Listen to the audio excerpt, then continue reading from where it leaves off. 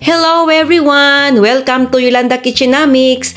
Hayan, isang napakasarap na ulam or dish ang aking ibabahagi sa inyo dahil isa ito sa aking favorite na ulam na gawa ng tokwa or tofu. So ang sinasabi nating tokwa and tofu refer to the same ingredients na gawa ng soy-based product made by curdling soy milk and pressing the resulting curds into soft white blocks. Yan, tokwa is commonly used in Filipino dishes, often fried, yung pagprito, and added to dishes like tokwa and baboy. So yan, i-dice natin ng ganyan, cube natin para prepare natin na iprito. So dito naman ay maglalagay tayo ng, syempre, pampalasa para sa ating tokwa. Dahil matabang po ito, maglalagay po ako ng salt and pepper. Yan, yung black ground pepper, lalagyan mo yan. So dito, dahil matabang ito, kailangan nating maglagay ng konting pampalasa like salt and pepper. Then maglagay po ako dito ng cornstarch para hindi siya gaanong mag-absorb ng oil pag piniprito na natin. Ayan. So, yung tofu is a plant-based that is made from soybeans, which are a type of legumes.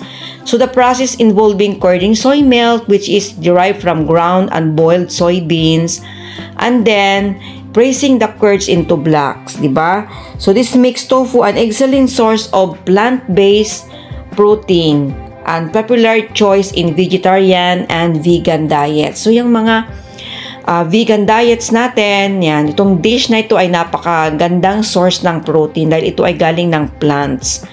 So, since it made from soybeans, tofu is naturally free from animal products. So, ito yung favorite ko talaga. It is a protein. No?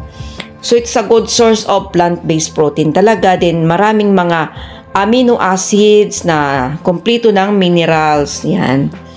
Essential amino acids making it a complete protein which is especially valuable for those following vegetarian or vegan diet. So yan ang ating ipiprito na natin dito sa konting mantika ang ating tofu. So every 100 grams ng tofu typically provides around 8 to 10 grams of protein depending on the variety. So dito so, depende sa firm and soft ng inyong tofu. So, sa Pilipinas, medyo malambot yung ating tofu. So, pag cubes nyo yan, ingat lang dahil madaling madurog. Pag may piprito ka, dapat maglalagay ka talaga ng cornstarch. Ayan. Kung nadidikit-dikit man yan, later yan, pag may lagay na natin sa ating sauce, hindi na yan po magdidikit-dikit. So, yan. Laglagay po tayo ng ating paper towel para sa oil mag-absorb ng konti yung ating paper towel. So, para mabawasan ng konti yung mantika ng ating tokwa. So, yan, sa konting mantika, igigisa na natin dito yung ating bawang at ang sibuyas. Yan, diba? So, yan, konti lang pong mantika ang gagamitin natin sa paggigisa ng ating mga sangkap. Yan, hanggang sa mag-aromatic na yung ating bawang at ilagay na rin natin dito yung ating sibuyas. So, napakasarap talaga itong tokwa. Isang source of plant-based protein. So, yung mga vegetarian, yan, dito mas maganda gumamit kayo ng as a alternative ninyo sa meat.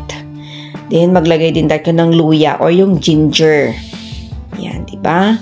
At ang ating kamatis or tomato. So, pwede kayo maglagay dito ng vinegar, konting vinegar lang para sa ating sweet and sour. Then, yung ating green and red bell pepper natin. Gisa-gisa lang, ganyan. So, no need na pong maglagay ng water. So, dito naglagay po ako ng banana ketchup. So, yung banana ketchup natin dito ay medyo maanghang ng konti. So, ayan. No need na mag-add ng tubig. Kung gusto niyo naman, pwede naman maglagay. Pero huwag masyado dahil para hindi masyadong lumambot yung inyong tokwa. Ayan. Dito naman, maglagay ng asin at black ground paper. Yan, para sa inyong panlasa. At yan, lagyan natin dito yung ating fried na tofu. Ayan, huwag nang masyadong patagalin ang pagluto pag nailagay nyo na dito sa inyong sauce. Ayan, so para sa akin, hindi na kailangan maglagay ng water. Ayan. Ayan, ito na ang ating pangpasarap dahil naglagay po ako ng konting honey. At least 1 tablespoon. Kung walang honey, pwede kayo maglagay ng sugar na brown o kaya white.